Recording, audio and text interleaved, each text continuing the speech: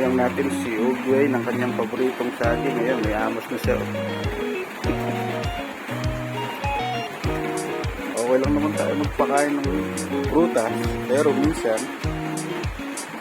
nakakasama talaga yun sa kanila, kaya dapat binibigyan lang sa natin sila niyan. Bilang trek lang sa kanila. Paborito niya ang saging.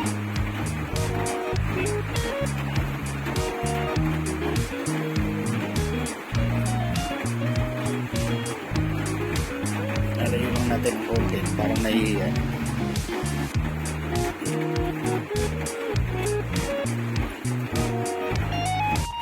Hello ulit guys.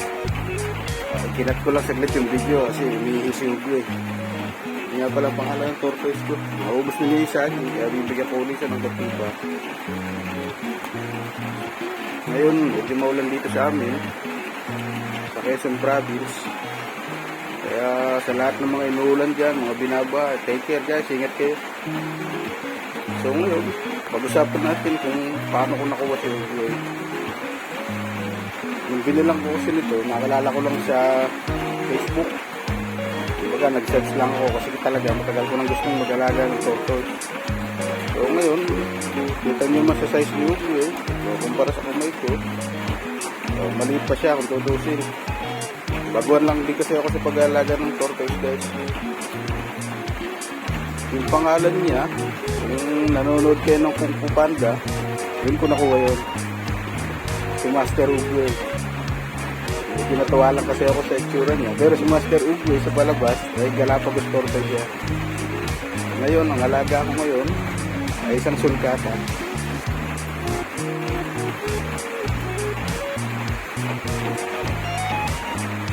Medyo may kamahalan nga lang guys talaga ang pag-aalaga ng tortoise.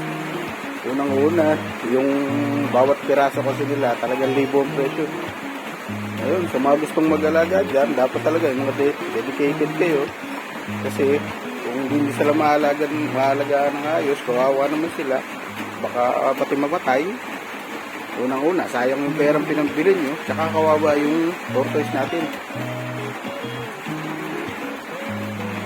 Kaya guys, kung naisipan nyo na mag-alaga, gaya ko, dapat talaga dedicated kayo. Ako, kapag pumapasok ako sa trabaho, 1 week akong wala sa amin, kasama ko siya sa kung saan ako pumunta. Pero hindi ko naman siya sinasama palagi sa biyahe. Kasi masama din naman sa kanila, baka sila may stress.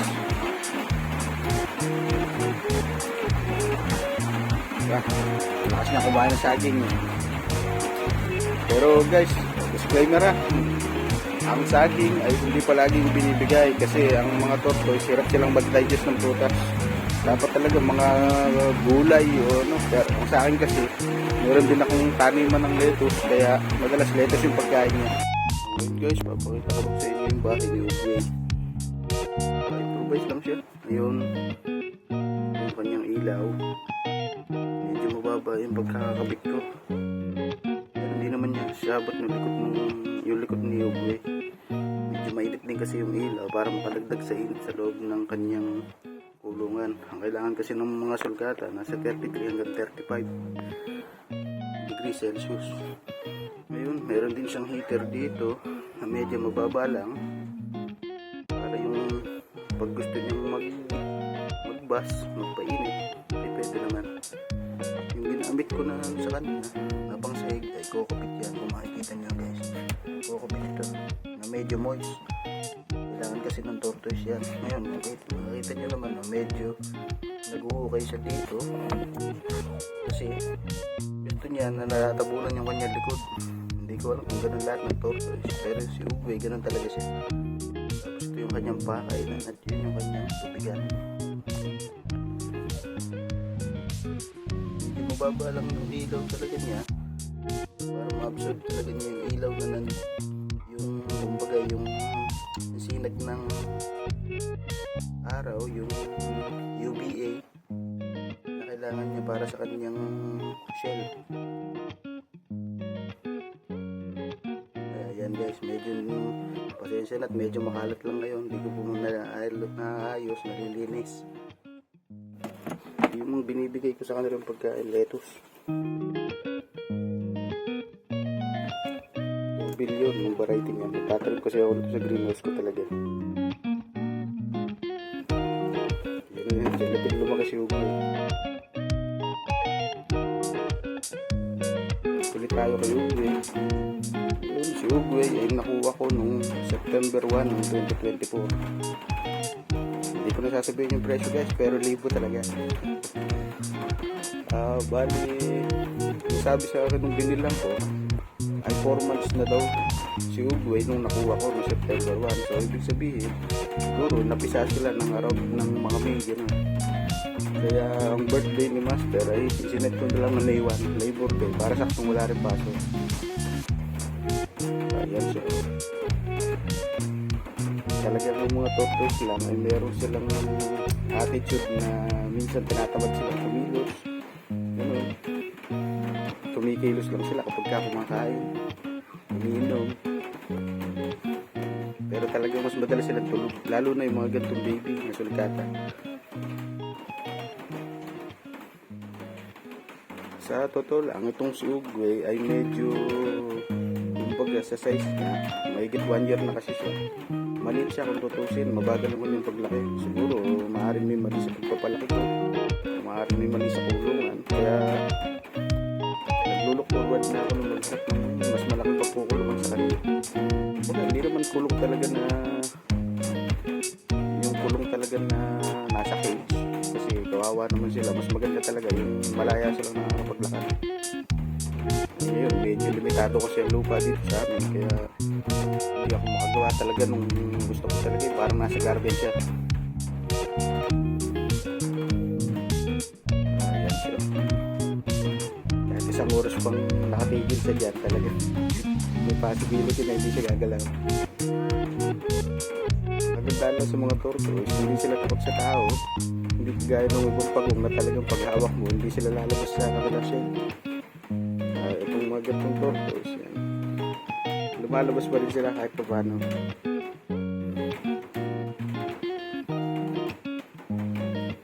Yung madilim nga lang sa ating kukuha.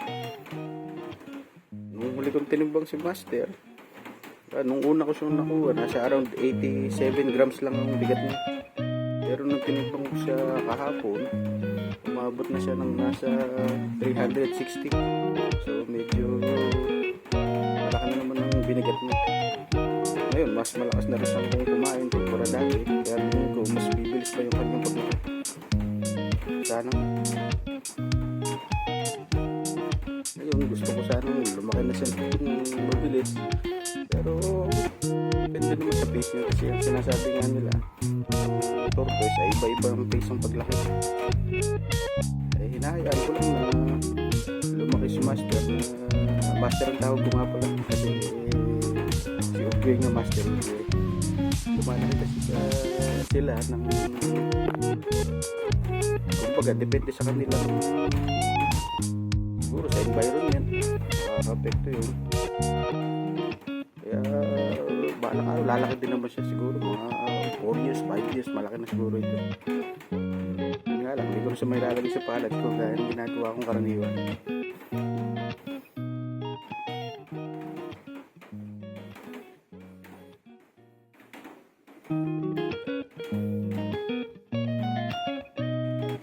Lagi ko nilinis ang kanyang shell. Yun, medyo nahihirapan lang ako sa kanyang paa at saka sa kanyang mukha nalinisin kasi lumulubog.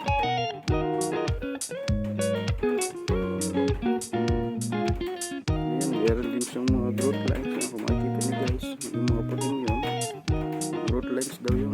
Ibig sabihin, lumalaki pa siya. At saka pinipilit ko na huwag siyang ma-dehydrate kasi kapag ka na-dehydrate ang tortoise, magkakaroon sila ng pyramiding. Nababasa ko kasi sa mga nag-research kasi ako tungkol sa tortoise kasi nga bago lang din ako dito.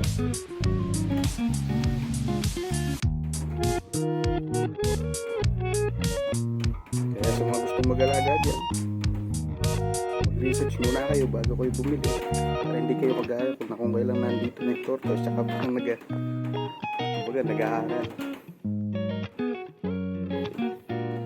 Kahit pa paano gusto mong maalaga ng maayos yung maging isang mabuting torch parent para sa kanya. So yun lang guys. Nakilala ko sa inyo si Master, si Ugoy.